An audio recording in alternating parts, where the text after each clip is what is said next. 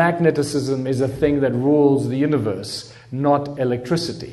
Sound, magneticism, electricity. And you'll see how this chain reaction causes everything that we observe when we look up at the night sky or the nature around us.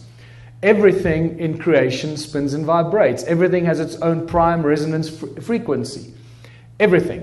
And this is why once we can identify a prime resonance frequency of a bacterium or an atom or whatever it is, or a soccer field, we can then manipulate that object with its prime resonance frequency.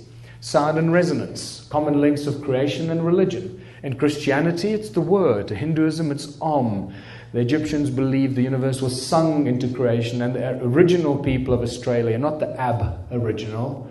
I forgot to take the ab out. They're not abnormal. The original people of Australia. It's a twist on words there, remember?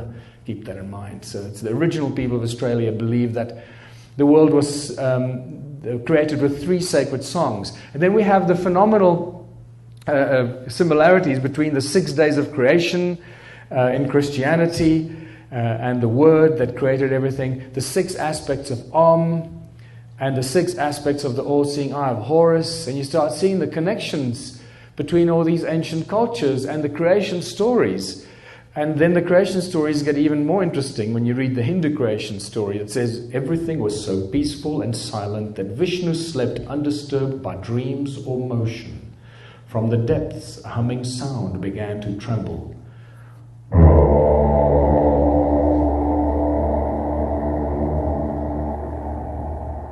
It grew and spread, filling the emptiness and throbbing with energy. The night had ended. Vishnu awoke.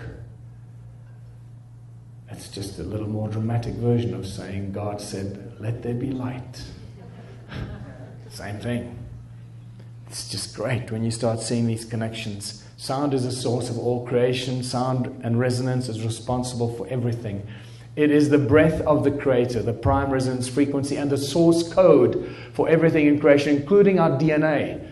And this is from Dan Winter's brilliant documentaries and work on the DNA and sound and resonance. I would recommend you check out Dan Winter's work on that as well. How cymatics and sound helps to form and shape our DNA and the structure of our DNA based on the cymatics. And that word cymatics, it comes from Hans Jenny in the 50s and 60s, the brilliant work that he did and showed us how sound and resonance is responsible for everything in creation. By now you should know that sound manifests physical form, and this is the most basic example. I think you might have to manipulate the sound here. It might get a bit hectic. If your ears are sensitive, just block your ears because it could get a bit loud. This is the most basic, fundamental demonstration how sound and resonance manifests into physical form. And I just cannot get enough of it. I can watch it millions of times. Every frequency has its own specific shape, a prime resonance frequency. Are you only looking at a 2-dimensional representation of a 3-dimensional effect?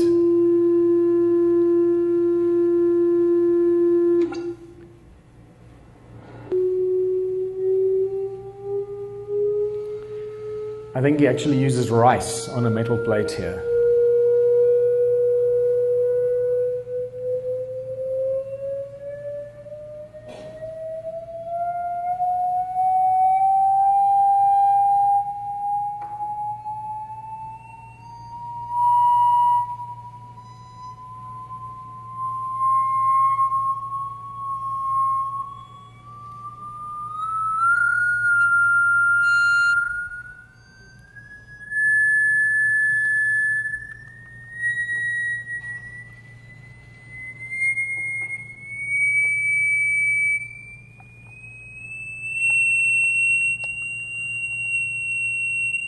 And this is just in the spectrum that we can hear.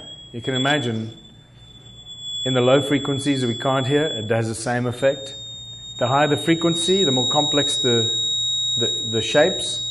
The lower the frequency, the more basic and the larger the shapes. The wavelengths get shorter and shorter as you go higher.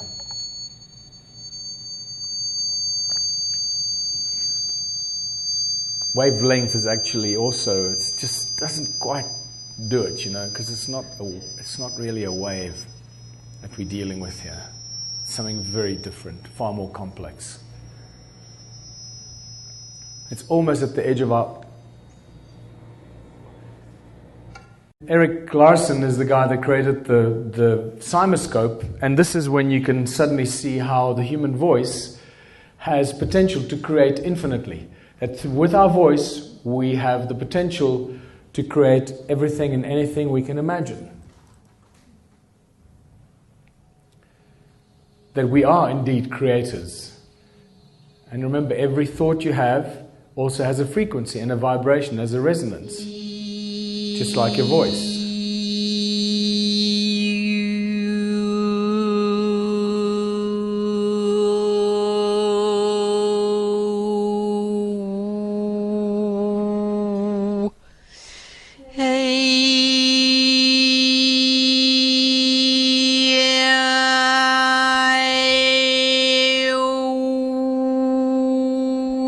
Can you see it's got a slight toroidal feel to it? It's actually...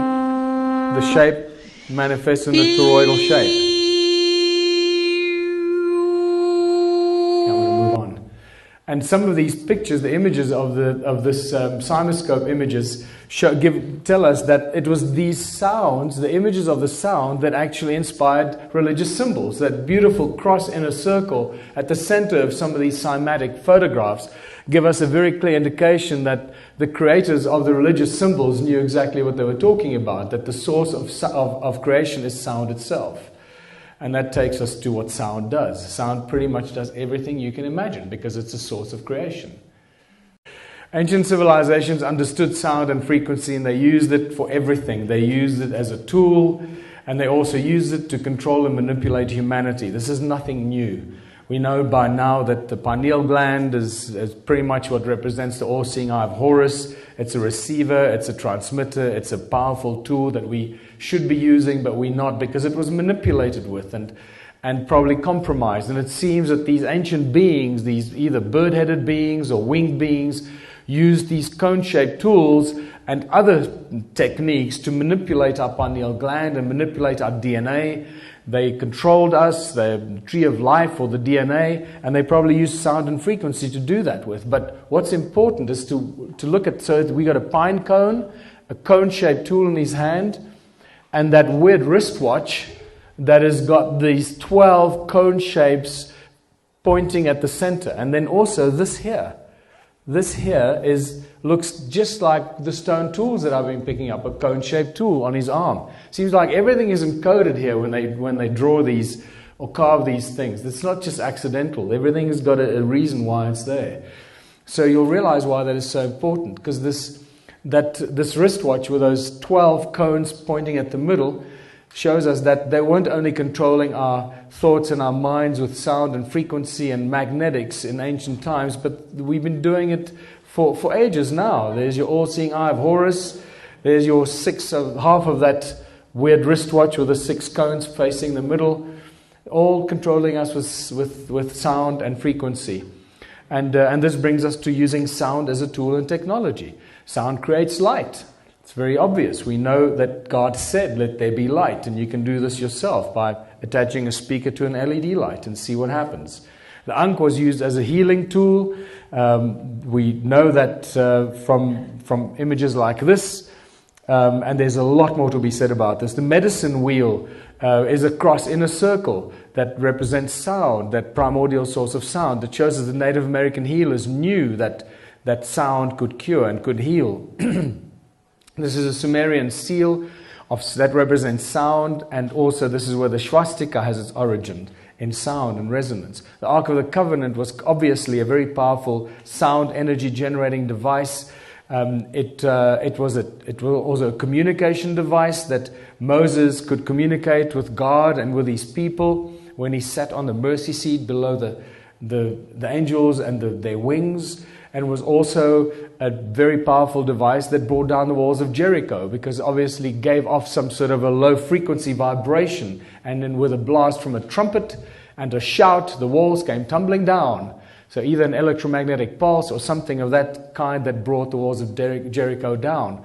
Royal Raymond Rife, you should know by now, that the man that found the cure for all disease with sound and resonance, and were converted to electric impulses. And right here in Sedona, in a library in Sedona, is his handwritten manuscript that you can read all his handwritten frequencies that he wrote down for cures for all the disease.